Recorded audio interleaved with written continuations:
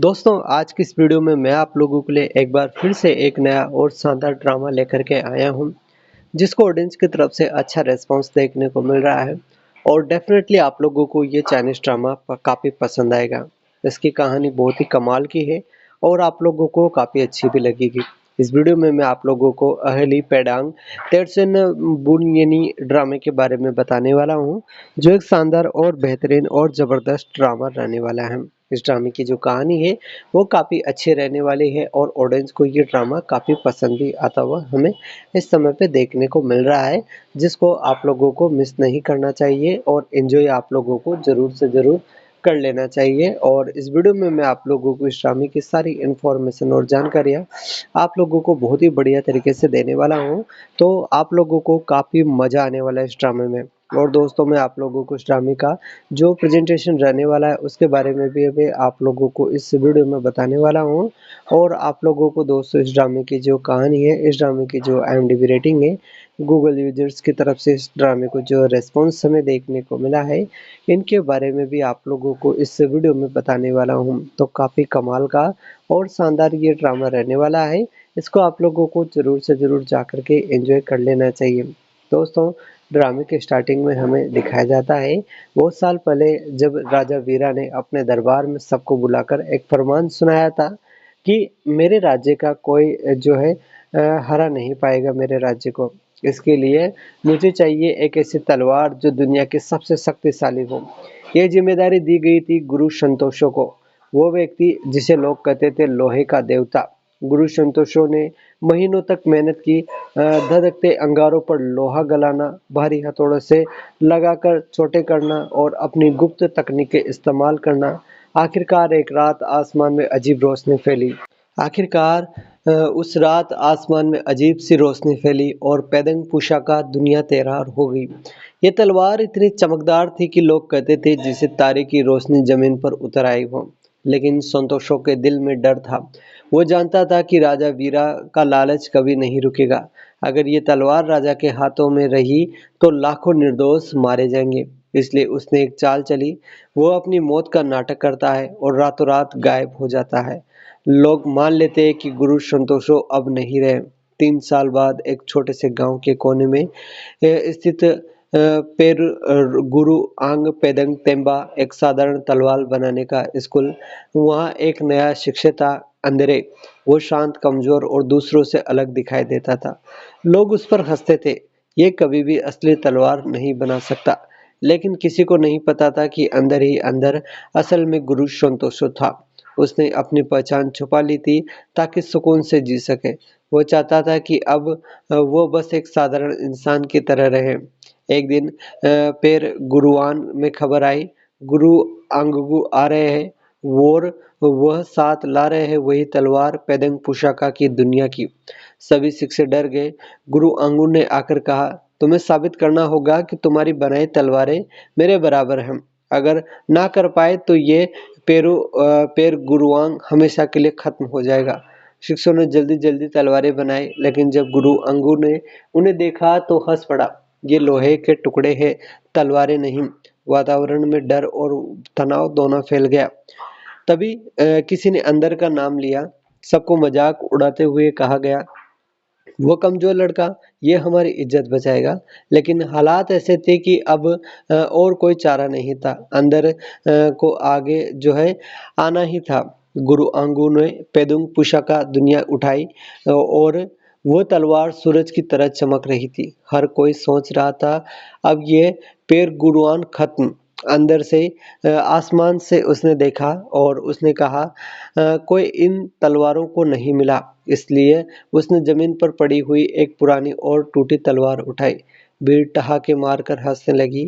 ये मजाक कर रहा है क्या? टूटी तलवार से लड़ेगा? लेकिन अंधेरे की आंखों में एक अजीब आत्मविश्वास था। वो शांत होकर बोला, असली ताकत तलवार की नहीं, बनाने वाले की होती है।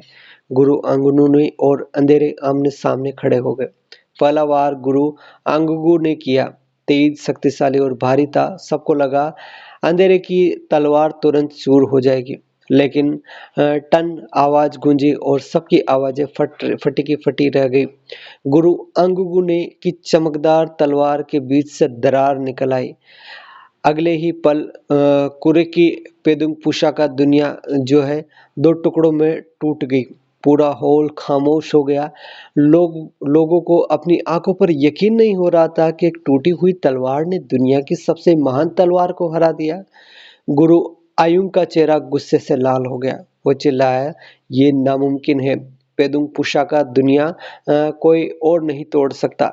लेकिन अंधेरे चुप रहा। उसने टूटी तलवार को नीचे रखा और धीरे से कहा, ताकत दिखावे में नहीं, सच्चाई में होती है। यह तलवार सिर्फ चमकदार धातु है। असली धार इंसान के हाथों और दिल में होती है। लोग सोच में पड़ गए, क्या सच में वो साधारण शिक्षक वही महान गुरु संतोषो है?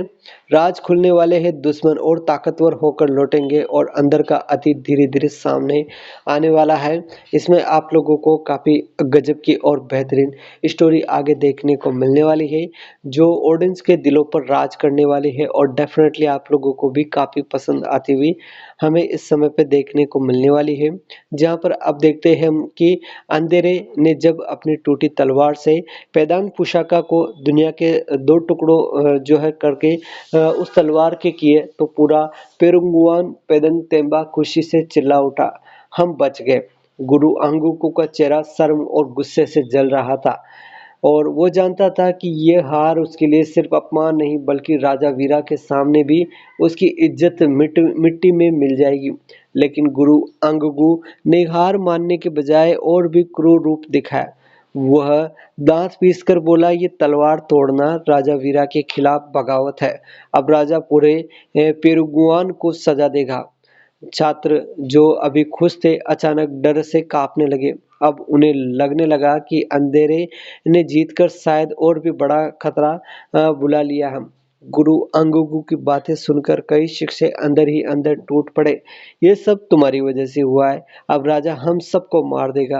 अंधेरे शांत रहा। उसने बस इतना कहा, अगर तलवार सच में टूटी है तो वह असली पेदांगा पुशाका दुनिया कभी थी ही नहीं।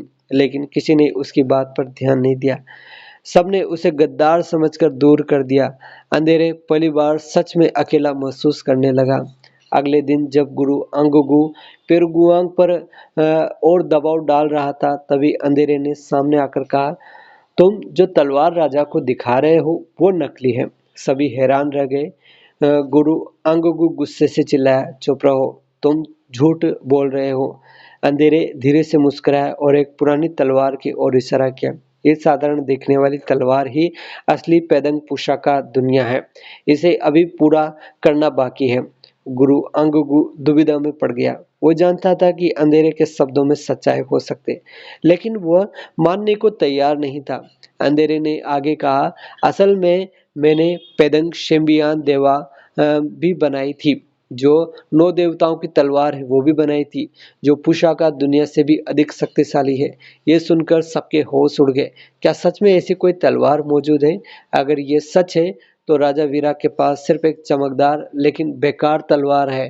गुरु अंगुकू को अब अंधेरे और भी खतरनाक लगने लगा था। अंधेरा जहाँ पर कुछ दिनों बाद दरबार से नया फरमान आया। राजा वीरा ने आदेश दिया कि पेरू गुरुआंग पेदंग टेम्पा और सोक्ते पुनर्या जहाँ पर दोनों तलवार बनाने की प्रतियोगिता करेंगे। जो हारेगा उसे हमेशा के लिए हथियार बनाना छोड़ना होगा। ये साफ था कि ये चाल गुरु अंगुगु की ही थी। उसने राजा को भड़का दिया था ताकि पेर गुरुआंग बेदंग तेम्ता पूरी तरह बर्बाद हो जाए। पेरू जहाँ पर पेर गुरुआंग के अंदर अब और तनाव बढ़ गया। कई शिक्षक चाहते थे कि अंधेरे को बाहर निकाल दिया जाए, क्योंकि हर समस्या उसकी वजह से आ रही है। लेकिन एक लड़की अनीशा आने आई, जिसने कहा, सबको डांटते हुए कहा, अगर अंधेरे ना होता तो हम कब के खत्म हो गए होते।